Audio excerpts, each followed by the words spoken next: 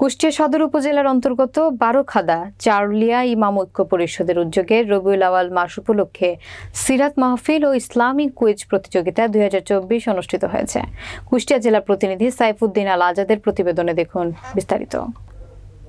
শুক্রবার সকাল 7টা হতে বেলা 12টা পর্যন্ত বারোখাদা মধ্যপাড়া ঈদগাহ ময়দানে এ অনুষ্ঠান অনুষ্ঠিত হয়।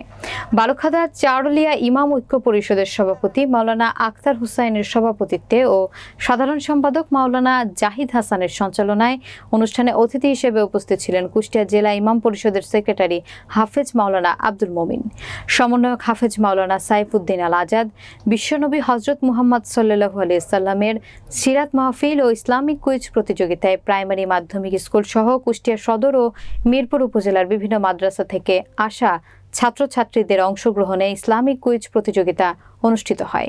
এ সময় আরও আয়োজক ইমামদের মধ্যে উপস্থিত ছিলেন বারোখাদা চারুলিয়া ইমাম ঐক্য পরিষদের সহসভাপতি মাওলানা আব্দুস সামাদ, সাংগঠনিক সম্পাদক মাওলানা আব্দুস সামাদ শাওন, বাইতুল মাল অর্থ সম্পাদক মাওলানা আব্দুল্লাহ আল মামুন, মাওলানা রবিউল ইসলাম, মাওলানা তোফাজ্জল হোসেন, মাওলানা তাজুল ইসলাম, মাওলানা সাইদুল ইসলাম প্রমুখ।